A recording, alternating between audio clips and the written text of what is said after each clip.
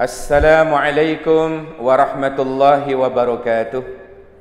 Alhamdulillahi nahmaduhu subhanahu wa ta'ala wa nasta'inu wa nastaghfiruh wa na'udzu billahi min sururi anfusina wa min sayyiati a'malina may yahdihillahu fala mudilla lahu wa may yudlil fala hadiyalah. Allahumma salli wa sallim ala sayyidina wa habibina wa syafi'ina wa maulana wa qurrati a'yunina Muhammad ibni Abdillah miftahi babi rahmatillah adada ma fi ilmillah salatan wa salaman daimaini bidawami mulkillah wa ala alihi wa sahbihi wa mawala amma ba'du. Pemirsa, alhamdulillah kita bersyukur kehadiran Allah subhanahu wa ta'ala, kita bisa berjumpa di channel tercinta kita. Alhamdulillah kita oleh Allah ditakdirkan menjadi hamba Allah, menjadi umat Nabi Muhammad sallallahu alaihi wasallam yang sampai detik ini kita masih beriman dan berislam, yang insya Allah juga berihsan. Jadi tiga ini tidak bisa dipisah agar menjadi manusia yang sempurna. Islam, iman, Islam, ihsan. Atau dalam arti iman itu akidah, Islam itu syariah, kemudian ihsan itu akhlak. Jadi kalau kita menjadi manusia, ingin menjadi manusia yang sempurna, tanamkan di dalam hati kita akidah, syariah, dan akhlak. Itu tidak bisa dipisah. Kalau dipisah menjadi tewur katanya ya, menjadi tewur. Apa kok tewur? Iya, menjadi ruwet jadinya kalau dipisah. Misalnya syariahnya bagus, sholatnya, puasanya, zakatnya, hajinya, waduh, umrohnya pengen bolak-balik, sudah gak luar biasa sudah syariahnya. Kemudian akhlaknya boleh jadi bagus, adab asor, totok kromone api, tapi tidak berdasarkan karena iman kepada Allah, tidak ada akidah di situ. Maka semua itu tadi amaliyahnya itu menjadi percuma tak bergun. Percuma tak bergun. Ya percuma, ya tidak berguna. Na'udzubillah, summa na'udzubillah. Oleh karena itu, mari kita kaum muslimin dimanapun panjenengan berada di penjuru dunia, semuanya mari bersama-sama kita tumbuhkan rasa iman itu, Islam, ihsan kita, sehingga akidah, syariah, dan akhlak kita menjadi sempurna. Ya, jadilah manusia yang bermanfaat bagi orang lain. Kalau ada orang dikasih ruh oleh Allah, dikasih sehat jasmani dan rohaninya, tapi tidak bermanfaat untuk orang lain, maka itu sama dengan mati. Dia sama dengan tidak punya ruh, dia sama dengan tidak sehat jasmaninya, dia sama dengan orang yang tidak sehat jasmani dan rohaninya kalau tidak ada manfaatnya. Tapi kalau ada manfaatnya, manusia itu kalau bermanfaat kepada orang lain, sebagaimana yang disampaikan oleh Rasulullah sallallahu alaihi wasallam, khairun nas anfa'uhum linnas. Sebaik-baik manusia di antara umatku adalah orang-orang yang bermanfaat terhadap orang lain. Jadi kalau ada orang yang misalnya dia punya jabatan dunia ini sudah dapat, ilmunya tinggi, masya Allah, kepribadiannya masya Allah, itu hanya soleh pribadi, tapi tidak soleh sosial, ini timpang. Islam mengajak umatnya ini agar supaya kita soleh secara individual, juga soleh secara sosial. Nah, soleh sosial inilah yang kadang-kadang tidak disadari oleh manusia, sehingga tidak bermanfaat untuk orang lain. Dia hanya memikirkan bagaimana dia kenyang sendiri, dia senang sendiri, dia kaya sendiri, dia happy sendiri, tapi tidak berpikir apakah di luar sana ya, juga makan. Dia sudah kenyang, apakah di luar rumah kita itu ada mereka sudah kenyang? Sudah makan apa belum? Sudah minum apa belum? Kelaparan apa tidak? Ya. Masya Allah, Islam sungguh. Di sinilah letak indahnya Islam itu. Islam tidak hanya menuntut orang itu soleh secara pribadi, tetapi soleh secara sosial.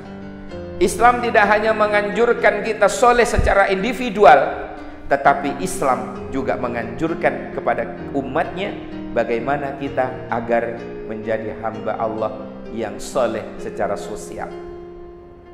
Ya, jadi latih. Caranya bagaimana? Ya, kita kenal dengan istilah indahnya berbagi. Ya, kita punya barang dua, tonge bang bareng. Ya, setungiding. Ya, kau punya satu ditugel, berbagi. Indahnya, masya Allah, luar biasa. Ini banyak dicontohkan oleh salafus soleh dulu. Ya, mulai dari zaman sahabat, tabi'in, tabi'in, zaman ulama sampai sekarang. Ya, indahnya berbagi itu luar biasa. Bahkan Kanjeng para wali songo itu diangkat derajatnya oleh Allah itu bukan karena banyaknya ibadahnya, ya, bukan karena pendekatan dirinya kepada Tuhan sehingga dia soleh secara individual, tidak. Di dalam kitab Al-Minahus Saniyah yang ditulis oleh Syekh Abdul Wahab Asy-Sya'rani, kitab tipis, ya, sebuah kitab tasawuf. Di situ dikatakan bahwa para walinya Allah itu diangkat derajatnya bukan karena banyaknya ibadahnya, laisa bikasratil ibadah. Tetapi kan apa yang menyebabkan mereka diangkat derajatnya oleh Allah? Berbagi, loman, peduli. Jadi kepedulian sosialnya itu yang juga dinilai oleh Allah Subhanahu wa taala. Peduli kepada fakir miskin. Peduli kepada anak-anak children yatim. Dan bahkan peduli kepada janda-janda muda. Tua yang sudah tak berdaya. Ya, masya Allah. Keutamaannya dua, terangkat derajatnya di dunia, artinya dimuliakan oleh Allah. Yang kedua juga terangkat derajatnya di akhirat, dalam arti dia akan diselamatkan oleh Allah dari fitnah, mulai dari fitnah kubur, ya, fitnah alam barzakh, fitnah neraka, fitnah di alam akhirat kelak. Di dunia dia sudah diangkat derajatnya oleh Allah, diselamatkan oleh Allah, dilindungi oleh Allah. Subhanallah. Jadi orang-orang yang bermanfaat kepada orang lain itu pertanda bahwa dirinya itu ada suatu kemuliaan secara yang ada di dalam dirinya, itu ada pancaran-pancaran karim. Ya, ada pancaran-pancaran karim. Apa itu? Kemuliaan. Subhanallah. Tapi kalau sebaliknya, kalau ada orang yang kelihatannya dia tokoh, bahkan ustadz, kiai, tapi tidak ada manfaatnya untuk umat, untuk apa status sosial seperti itu? Untuk apa? Ya, pejabat, untuk apa pejabat kalau tidak ada manfaatnya untuk rakyat? Tidak ada manfaatnya, tidak bermanfaat untuk kesejahteraan rakyat. Untuk apa jadi pejabat? Gitu kan? Jadi pimpinan, ya, tapi anak buahnya tidak sejahtera. Untuk apa jadi pimpinan? Karena tidak ada manfaatnya. Tidak ada manfaatnya. Jadi manusia yang dinilai tinggi derajatnya, ya, di sisi Allah, mulia di dunia, mulia di akhirat, ya, ketika dirinya, pribadinya itu, ya, bermanfaat untuk orang lain. Subhanallah. Makanya dalam Islam itu dituntut belajar, nuntut ilmu.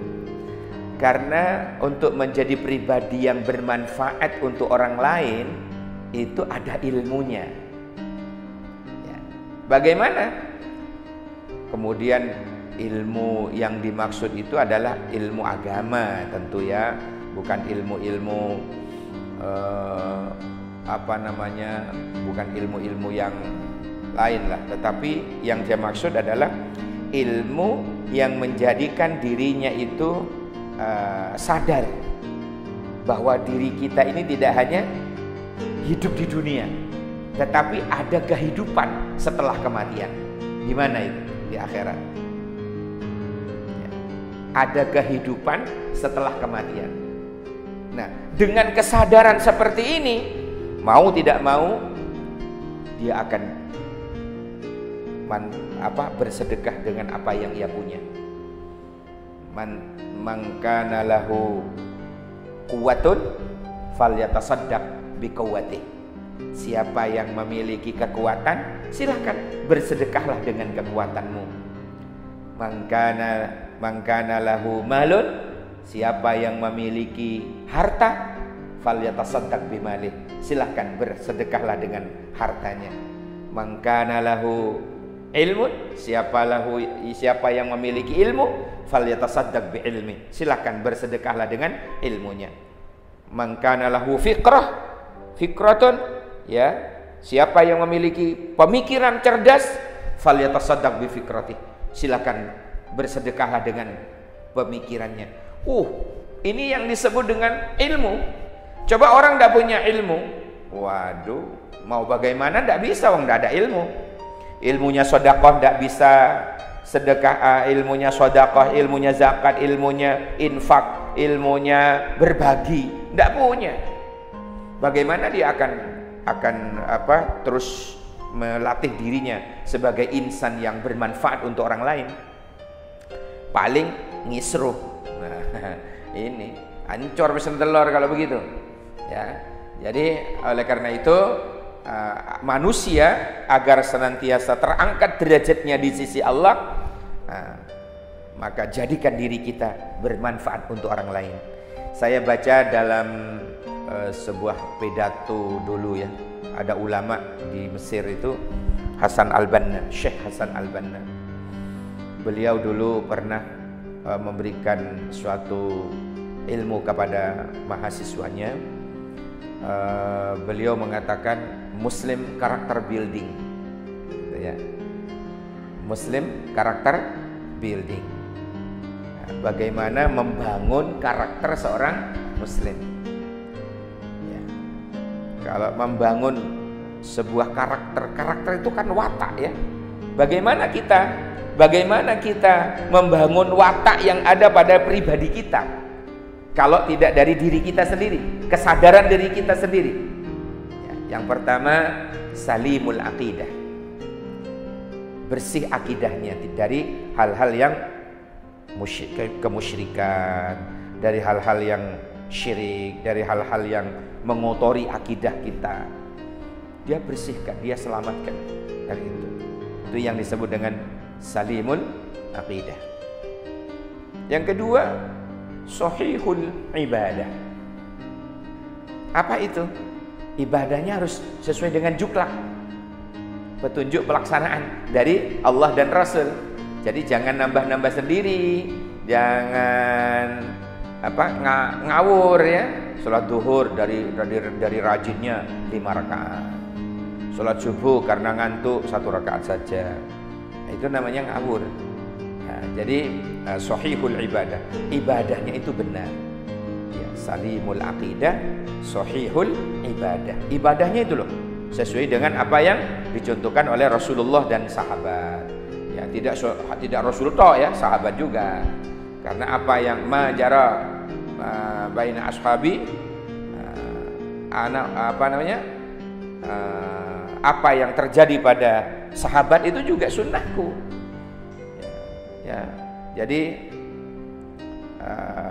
apa istilahnya, apa yang aku kerjakan, apa yang dikerjakan sahabatku, terutama sahabat 4 itu, ya, Abu Bakar, Umar, Utsman, Utsman, Ali.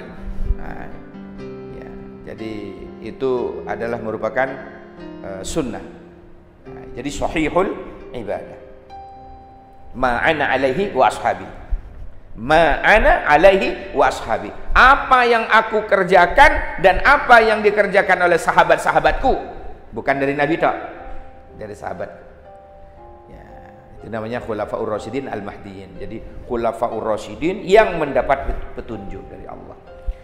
Yang ketiga, matinul khuluq, Bagaimana muslim membangun karakter? Matinul khuluq. Matin itu ada di dalam Asmaul Husna. Ya matin, ya matin, itu artinya kokoh.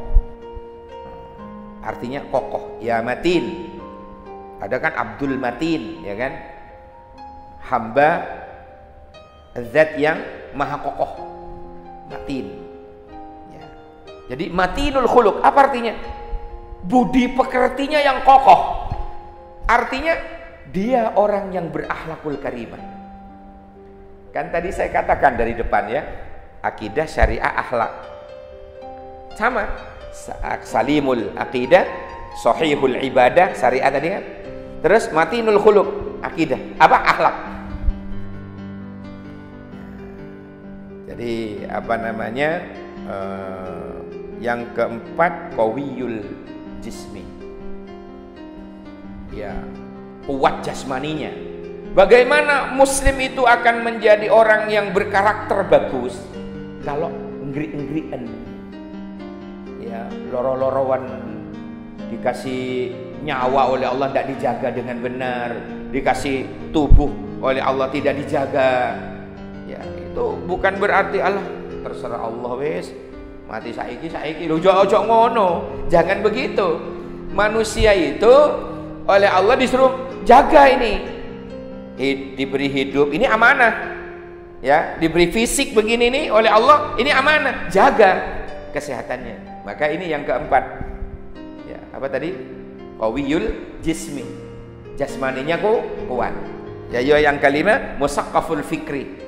Musaqqaful fikri itu artinya pikiran ini cerdas, ndak bahlul amat aja pinter.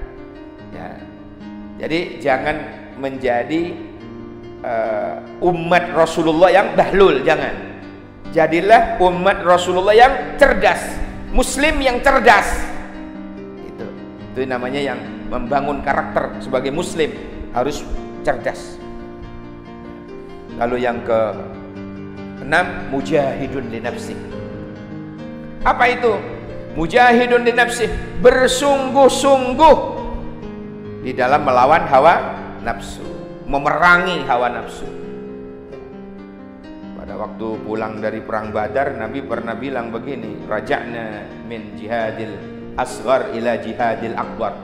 Kami ini baru pulang dari jihad yang kecil menuju jihad yang lebih besar. Padahal perang Badar itu dahsyatnya luar biasa. Qalu, para sahabat bertanya, ya Rasulullah, adakah jihad yang jauh lebih besar daripada tadi? Iya. Jihad apakah ya Rasulullah? Jihadun nafsi. Jihad melawan hawa nafsu. Oh, itu tidak ringan ya. Melawan hawa nafsu kita ini tidak remeh, tidak gampang gitu kan. Nah, jadi yang keenam, mujahidun li nafsi. Mampu berjuang, berjihad melawan bisikan hawa nafsunya. Hawa nafsu manusia itu, Masya Allah, innan nafsa la'ammaratun bisu. Sesungguhnya nafsu itu semua mengajak kepada kejahatan. Nafsu-nafsu itu mengajak kepada kejahatan. Illa ma rahima rabbi, kecuali nafsu-nafsu yang mendapatkan kasih sayang Tuhanku. Katanya siapa? Nabi Yusuf dalam surat Yusuf ayat 53. Masya Allah. Makanya perang melawan hawa nafsu diri kita sendiri. Kemudian yang ketujuh, harisun alal waqti. Bagaimana kita membangun karakter sebagai muslim? Harisun alal waqti. Tetap menjaga waktu dengan benar. Dijaga waktunya ini dengan benar. Artinya latihan disiplin. Muslim yang disiplin. Ya, disiplin. Subhanallah. Jadi kalau ini terlatih disiplin, itu terbangun yang namanya karakter dalam diri pribadi muslim. Lalu yang kedelapan, ya, munazzamun fi syu'uni. Yang kedelapan itu adalah munazzamun fi syu'uni. Artinya apa? Hidupnya ada skedulnya, terplanning, terencana, ya, teratur hidupnya itu. Jam sekian saya harus tidur, jam sekian saya bangun tahajud, jam sekian saya prepare subuh prayer. Oh iya. Ya, sholat subuh jamaah masjid. Jam sekian saya wiritan, saya sekian baca wirdul latif, jam sekian saya baca yasin, jam sekian saya isra, jam sekian saya duha, jam sekian. Wah, itu namanya terplanning, itu namanya munazzamun fi syu'uni. Jadi kalau melatih bagaimana seseorang itu membangun karakter sebagai muslim, membangun dirinya sebagai muslim, ya, maka yang ke-8 adalah ada schedule, life schedule hidup, ya. Hidupnya itu ada planning, tersusun rapi, ya, jadwalnya. Lalu yang ke-9, qadirun alal kasbi. Bagaimana membangun karakter sebagai seorang muslim? Qadirun alal kasbi, mandiri, mampu berdiri sendiri tanpa ketergantungan kepada orang lain, ya, apalagi bergantung kepada manusia. Allah cemburu, ya, bergantunglah kepada Allah. Allahus somad, Allahus somad, Allah tempat bergantung. Jadi kalau kita sebagai muslim mau membangun karakter kita, maka bagaimana yang yang ke-9 adalah mampu mandiri. Mandi dengan sabun sendiri, mampu berdiri di kaki sendiri, mandiri pokoknya, mampu, ya, bekerja sendiri. Itu namanya muslim yang bisa membangun karakternya itu, sekali lagi, tidak ketergantungan kepada orang lain. Subhanallah, latihan mampu. Lalu yang ke-10 ini yang sesuai dengan tema kita, nafi'un li ghairihi, menjadi orang yang penuh manfaat untuk orang lain. Ini yang ke-10 katanya Syekh Hasan Al-Banna, nafi'un li ghairihi, bermanfaat, ya. Nafi'un itu fa'ilun, isim fa'il, orang yang bermanfaat li ghairihi, terhadap yang lain. Manfaat untuk yang lain itu tidak hanya bermanfaat untuk manusia, bermanfaat untuk di mana dia bekerja, bermanfaat untuk lingkungannya, bermanfaat untuk tetangganya, bermanfaat untuk hewan. Hewan-hewan itu bermanfaat kita, ya, memberi makan kucing, itu masya Allah, ya, bermanfaat untuk lingkungan, bermanfaat hidupnya untuk orang lain. Subhanallah, ini yang disebut dengan muslim karakter building, membangun karakter seorang muslim. Pemirsa, alhamdulillah kajian kita telah selesai. Mudah-mudahan Allah Subhanahu wa ta'ala memberikan kepada kita umur yang berkah, umur yang barokah, umur yang panjang, yang bermanfaat, sehingga kita bisa bertemu kembali di episode dan gelombang yang sama, ya. Demikian, wallahul muwaffiq ila aqwamit thoriq. Kacepot gula namira mun bade silopon anyona sepora sakay bengkong jek sarana sekelangkong saporana. Wassalamualaikum warahmatullahi wabarakatuh.